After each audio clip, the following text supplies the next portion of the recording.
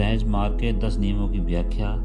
नियम नंबर 6। सारे जगत को अपना भाई समझे एवं सबके साथ ऐसा ही व्यवहार करे। इंसान की कमाल की सज्जनता इसी में है कि वक्त निरंतर भक्ति के क्षेत्र में रहे। जो चीज परम वास्तविकता से आई है उसको ऐसा ही समझे मानो सभी एक स्रोत से निकले हैं। जब हालत यह है तो स्थिति ठीक वैसी ही है जैसे बच्चा माँ के पेट में परवरिश पाकर उत्पन्न होता है। जितने भाई बहन एक माँ के पेट से जन्म लेते हैं सभी का एक दूसरे से यही सरोकार एवं संबंध बना रहता है एवं सभी उससे बंधे रहते हैं। अब जो वस्तुएं इस क्षेत्र से आई उन सब का भी परस्पर यही संबंध समझना चाहिए जो अपने भाइयों का है। जो एक पेट से जन्मे हैं इसमें जो सार है वह किसी की समझ में नहीं आया। वह केंद्र जिसके आसपास गति या हरकत होने से सब कुछ जन्म लेता है और सब मिल मिलाकर कार्य करना आरंभ कर देते हैं, सभी का संबंध उस वास्तविकता से बना रहता है। पृथकता या अलगाव का संबंध वस्तुतः है नहीं। यह अपना बनाया भ्रम है कि दोस्त भी दुश्मन लगते हैं। यह सब अपनी स्वार्थ भावना है जो सब में प्रविष्ट होकर उन सब के गैर होने का भाव बना देती है। अब इस दुर्भावना को मिटाने की आवश्यकता है ताकि जो सही भ्रात तत्व भाव है महसूस हो सके। यह भी एक पर्दा है जो मानव में पड़ा रहता है।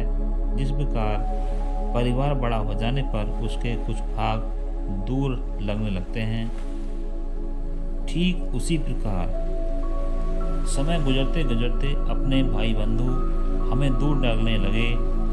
वह अवस्था जो सभी में विद्यमान थी विचार की सीमा से ओझल मालूम होने लगी, मात्र उसका स्थूल रूप दृष्टि में रहा। इसी से हम प्रेम करने लगे। उस वस्तु की ओर से जो वास्तविकता थी एवं सभी में विद्यमान थी, हमने अपनी दृष्टि हटा ली। इस वस्तु के प्रभाव से जो नमूना उत्पन्न हुआ वही दृष्टि में शेष रह गया। इससे जो कुछ प्रेम हम कर सके वही करते रहे, किंतु जहाँ प्रेम हो गया उसके अंदर वैर का रहस्य भी छिपा होगा। विचार की धाराएं इस प्रकार प्रकट हुई कि विभिन्न प्रकार से उन्होंने अपना असर दिखाया।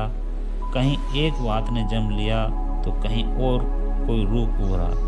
हर वस्तु भिन्न हो गई, विभिन्नता जन्मी। अब इसने हमको एक दूसरे से अलग कर दिया। इन सब रूपों ने एक तरह से भिन्न रूप का एक जाल बना दिया। इस जाल ने उन धाराओं को जो समस्त में एहसास के रूप में प्रकट हो रही थीं दृष्टि से ओझल कर दिया। अब भाई को भाई समझने का अभ्यास करना होगा, मानो उस जाल को जो अलग अलग बनाया गया है तोड़ देना है और इस चीज को जो भाई बहन के संबंध का वहन करा रहा है अपने समीप कर लेना है। इसी अभ्यास से भ्रात भाव भासने लगेगा जिसके परिणाम स्वरूप हम उसके निकटतर दिखाई पड़ेंगे। इसकी समीपता हमें वास्तविकता का ज्ञान प्राप्त करने में सहायक बनेगी एवं वही वस्तु है जो सामने रह जाएगी। जब वह बिल्कुल सामने रहेगी तो आपस में मेल जोल तथा संगठन आदि की नौबत आ जाएगी। इसका और विकास होने पर हमारे व्यवहार भी अवश्य ऐसे होने लगेंगे कि हम उस मेल मिलाप की हवा महसूस करेंगे एवं हमें एक दूसरे से धैर्य और तसल्ली मिलती रहेगी। कितना अच्छा हो यदि हमारे व्यवहार संभल जाएं। एक वस्तु तो हमें इस तरह प्राप्त हो गई, दूसरी की चिंता अभी लगी हुई है, किंतु यह पहली वस्तु हमारे लिए दूसरी वस्तु प्राप्त करना आसान बना देती है। यह संसार वास्तव में परलोक का प्रतिबिंब है। यदि हमने इस प्रतिबिंब को संभाल लिया जो फिर प्रतिबिंबित करने वाली वस्तु पर भी उसका प्रभाव पड़ेगा एवं जब संभली हुई वस्तु का प्रभाव प्रतिबिंबित करने वाली वस्तु पर पड़ेगा तो उसमें भी शुद्धता उत्पन्न होने लगेगी एवं हमारा मार्ग और आसान दिखाई देने लगेगा। इससे हमें उस वस्तु की प्राप्ति में 1 गुना सहायता मिलेगी। हमारे कार्य यदि यहाँ सुधर गए तो प्रभाव वहाँ भी होगा।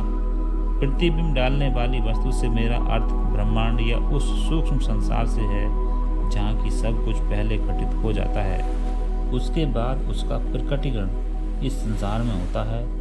सूक्ष्म संसार में चीज़ें उससे ऊपर के हिस्से से आती हैं एवं यह क्रम बराबर ऊपर तक चला गया है। अतः यदि हम अंतिम स्तर को शुद्ध कर लेते हैं तो उसका प्रभाव प्रतिबिंबित करने वाली चीज़ पर पड़ता है और वह चीज़ शुद्ध होने लगती है। अब जिसका असर उस प्रतिबिंब डालने वाली चीज़ पर गिर रहा है उसको भी शुद्ध होने में हम मदद करते हैं। यह क्रम बराबर चलता जाता है यहाँ तक कि वह प्रारंभिक परत भी इसी तरीके से शुद्ध हो जाता है। कहिए हमारा रास्ता या हमारी समस्या किस प्रकार आसानी से हल हो जाती है। धन्यवाद।